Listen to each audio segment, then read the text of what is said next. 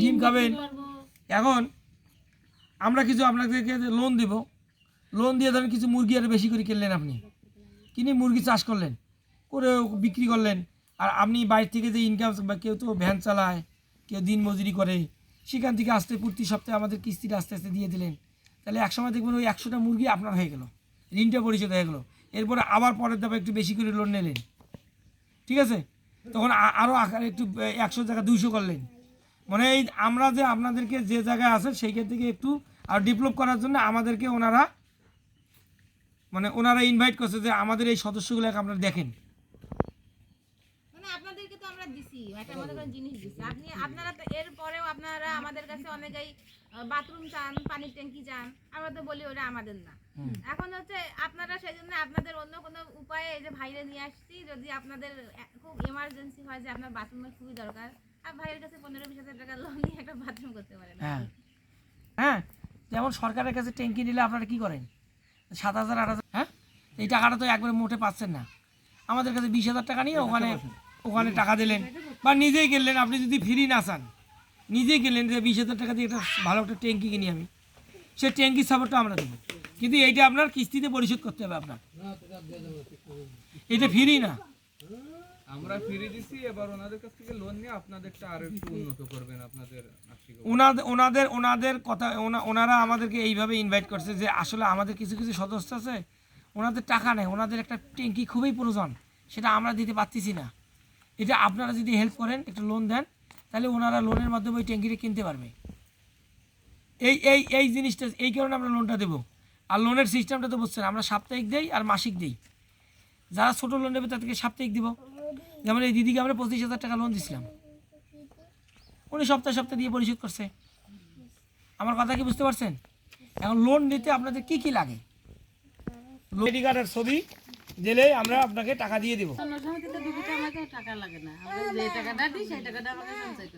সেটা আমাদের সবাই থাকে। 30 টাকা লাগবে কেন, বই লাগবে, আমাদের সফটওয়্যার একটা ভর্তি ফি আছে, আর 10 টাকা হচ্ছে আপনাদের এটা একটা সভা খাতা থাকবে, সভা খাতার মধ্যে জমা থাকবে। ওটা আমার কাছে 100 টাকা চাইছে হিট মহিলা। শুনেন দিদি, না সব জায়গায় সবারই একটা খরচ আছে। ওই এনজিওটা আমি বলি হিট বাংলাদেশ কথা, ওইখানে অফিস ভাড়া আছে না, সব জায়গায় আপনার ওইখান থেকে যে টাকা থাকে না, 10 টাকা কেটে নেয়, 20 টাকা কেটে নেয়, আপনি হয়তো জানেন না, 20 টাকা করে কাটে সবাই বলতো বইটা তো আর ওনাদের টাকা থেকে দিবেন, আপনাদের কিনতে হবে। কিনতে হয়। আমি একটা কথা বলে শুনুন, প্রজেক্ট হচ্ছে সময় আছে যে অমুক তারিখ থেকে অমুক তারিখের মধ্যে একটা 1 বছর 2 বছর 5 বছর একটা প্রজেক্ট হয়, করার পর এই প্রজেক্টগুলো চলে গেছি। আপনাদের সময় গেলে, আপনারা তো এখানে ছিলেন, অনেক প্রজেক্ট আসছে এখানে, কিন্তু আসি আপনাদের সঙ্গে কাজ করে চলে গেছে, আজকে নাই, আবার নতুন করে এনারা আসছে, এনারাও একসময় চলে যাবে। কিন্তু আমরা TMSS, আমাদের আশা, আমাদের ব্রাক, এগুলো আপনাদের, এটা আপনারা যতদিন এখানে থাকবেন, ওই TMSS আশা ততদিনই থাকবে। ব্রাক অফিস অনেক আগে না, আমরা কর্মকর্তারা চলে যাব, কিন্তু এই এনজিও অফিসটা কখনো যাবে না। এনজিও অফিসের টাকা কার কাছে? আপনাদের কাছে। এনজিওটা আপনাদের টাকা দিয়ে এনজিও অফিস চলে, আমাদের টাকা দিয়ে না। কারণ আর এই গ্রামীণ ব্যাংক, বুঝছেন, আমাদের হচ্ছে 40%, আমার যে এখানে আমার যে টাকা আছে তার 40% টাকা হচ্ছে আপনাদের, 40%। 1 মিনিট বলি, মনে করবেন যে এইখানে TMSS আমি 50,000 টাকা জমা রাখছি, ওরা কি চলে যাবে, তাই না, একটা ভয় থাকে না। তা আপনার হচ্ছে 50,000 টাকা, ওনার 50,000 টাকা জমা, 1 লাখ হলো। আমাদের মনে করেন 5 কোটি টাকা এই দাকবের জমা দেওয়া আছে, তাহলে কি আমরা আপনার 50,000 টাকার জন্য 4 কোটি 5 কোটি টাকা ফেলে চলে যাব? তাহলে আমাদের টাকায় প্রতিটা বাড়িতে আছে, তাহলে আপনার কয় টাকা আমাদের কাছে আছে? এই জন্য আমাদের পালানোর কোনো সিস্টেম নেই। অনেক জায়গায় তো দেখি, সেজন্য দেখলাম যে চালনা বাজার থেকে 6 কোটি টাকা নিয়ে কোন ব্যাংকের এজেন্ট তারাই চলে গেছে,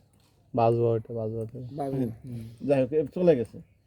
কিন্তু আসলে TMSS বলেন, ব্যারাক বলেন, আশা বলেন, এদের পালাই যাওয়ার কোনো সুযোগ নেই। এখন ভাই অনেক কথা বলছে, বেলাও শেষের দিকে আমরা জুড়ে যাব। মেন কথা হচ্ছে আপনারা এই নববল্লভ প্রজেক্টে যারা আছেন, বা ল্যাট্রিনের সাথে যারা যুক্ত, এইখানে যে ল্যাট্রিন প্রজেক্টটা চলে,